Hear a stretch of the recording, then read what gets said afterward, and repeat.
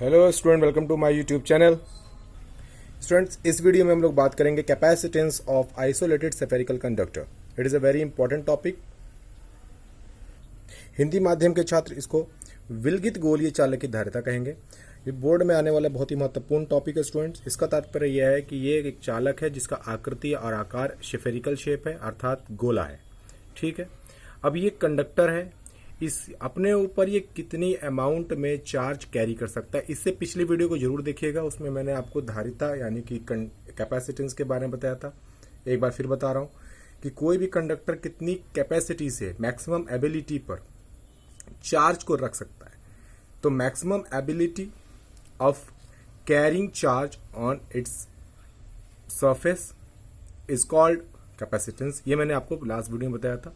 इसका फॉर्मूला भी मैंने आपको क्लियर किया था पिछले वीडियो में। ये मैंने जो पिछला रिकॉर्ड है उसके हिसाब से मैंने आपको बताया था C is equal to Q by V, charge by potential, charge by potential, C is equal to Q by V. Okay.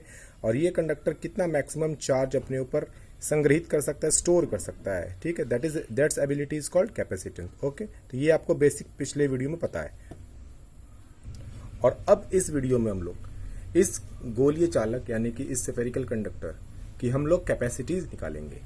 तो सबसे पहले हम देखते हैं कि ये जो स्फेरिकल कंडक्टर है, इसका ये पॉइंट सेंटर, इसका ये रेडियस है आपको कैपिटल आर, और इसके पूरी बॉडी के ऊपर जो एक चार्ज स्टोर करने की जो क्षमता है वो मैं मान के चलता हूं कि क्यू है, जो इसके आउटर सरफेस पर यूनिफॉर्मली डिस्ट्रीब्यूटेड हो जाती है।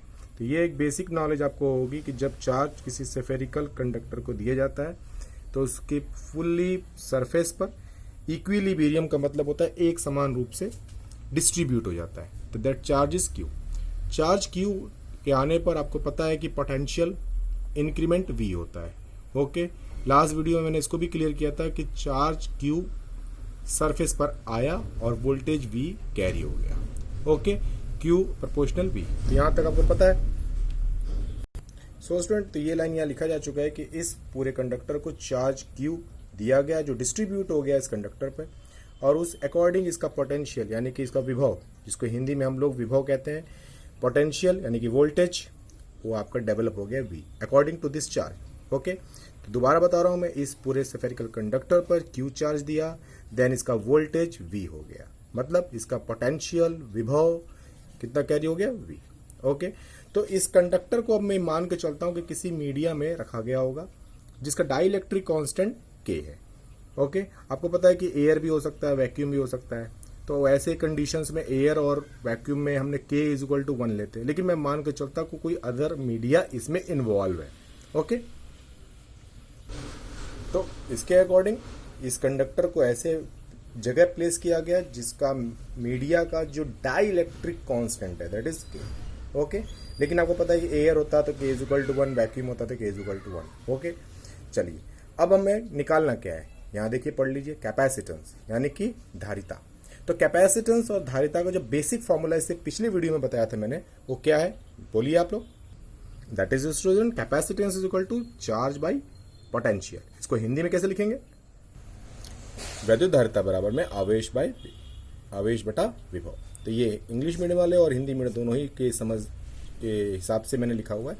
तो वैद्युत धारिता यानी कि कैपेसिटेंस का जो एब्रीविएशन है C इक्वल टू आवेश यानी कि Q बाई V।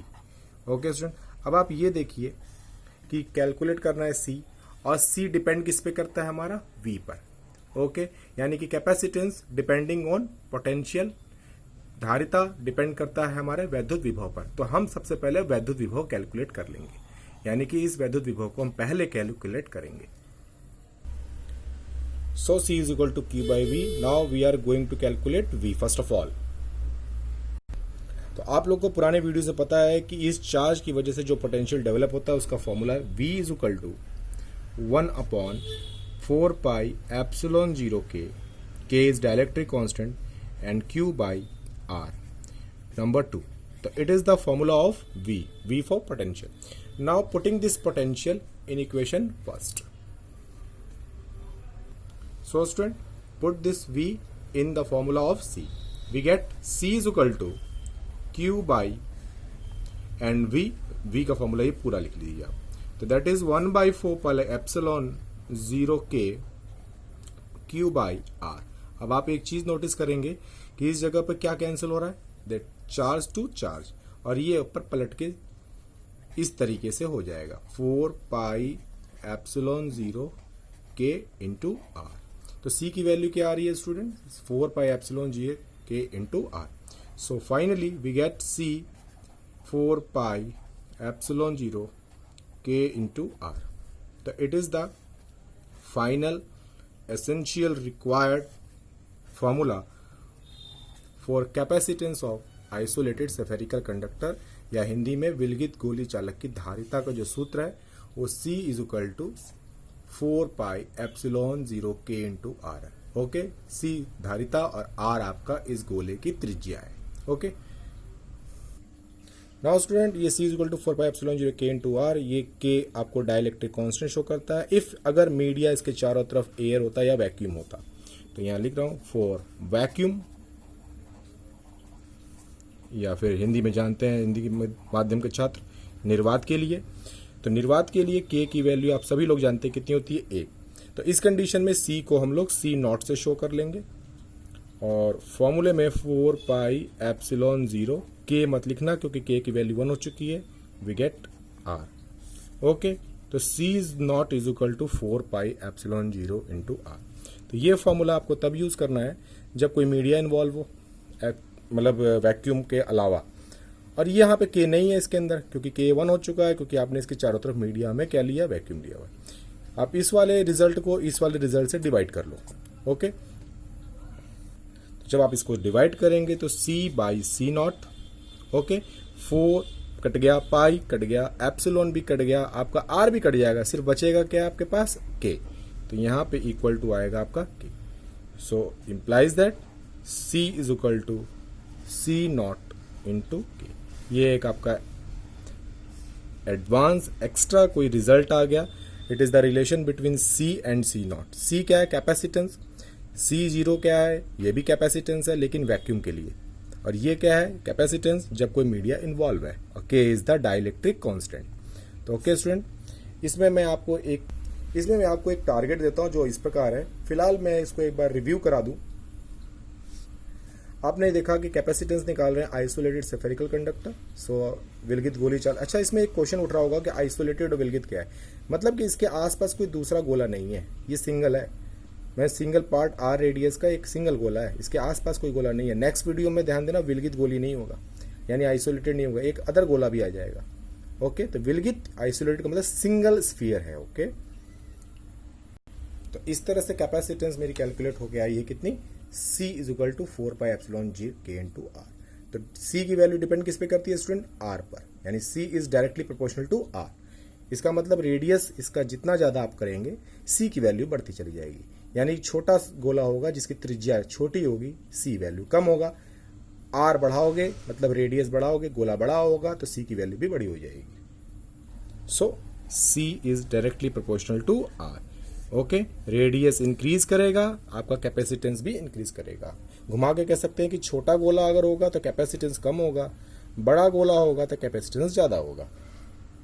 इस टॉपिक से स्टूडेंट बहुत ही इंपॉर्टेंट एक क्वेश्चन उठता है, वो इस प्रकार है, ये मैंने लिखा हुआ है पहले से, most important question for boards in this topic कि विलगित गोली चालक की धारिता पे सबसे इंपॉर्टेंट क्वेश्चन क्या है। तो क्वेश्चन ये है student, what is the value of earth capacitance, means कि जो हमारा अर्थ है जिसपे हम लोग रहते हैं, ठीक है, अर्थ, उसका कैपेसिटेंस कितना है, क्योंकि देखिए अर्थ गोला है, ओके, वो भी इस शेप का ही है। आप देख रहे हैं कि टॉपिक को कनेक्ट कीजिए। अब इसने इस गोले को यानी कि स्फेरिकल कंडक्टर की जगह पे अर्थ मान लिया है, ठीक है। तो अर्थ की कैपेसिटेंस कितनी है, हिंदी में कह सकते हैं पृथ्वी की वैद्युत धारिता कितनी है। तो कैलकुलेट कैसे करते हैं, मैं इसका आंसर इसी वीडियो में आपको बताता हूं।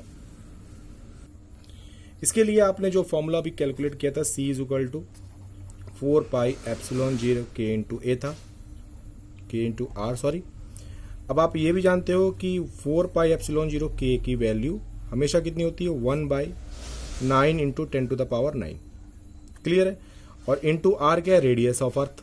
तो रेडियस ऑफ अर्थ की वैल्यू आपको पता है 6400 किलोमीटर है, ये सभी लोग स्टूडेंट जानते हैं। और अगर हम इस किलोमीटर को मीटर में चेंज करते हैं तो 3 जीरो और भी ऐड हो जाएंगे और कन्वर्टिंग इनटू मीटर। ओके, तो आर की वैल्यू पे मैं ये लिख देता हूँ 64, 3 जीरो इधर है 2 जीरो इधर, यानी कि 5 जीरो। आपके ये 9 से 5 जीरो कट गए तो बचेंगे कितने आपके पास 64/9 इंटू ऊपर से 5 से कट चुका तो 5 से 9 4 9 कट जाएगा तो बेटा बचेंगे आपके कितने 4।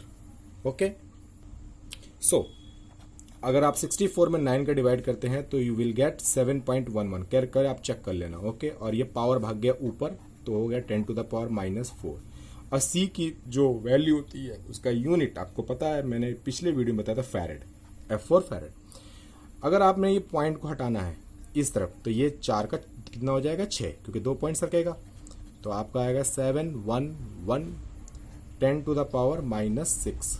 Okay, farad. आपको पता है कि 10 टू द पावर -6 फैरेड को माइक्रो फैरेड कहते हैं, तो we can write it 711 micro farad. This is mu F. तो देख रहे हैं कि हमारी जो एज पर क्वेश्चन है बहुत ही कम वैल्यू आ रही है क्योंकि माइक्रो फैरेड में।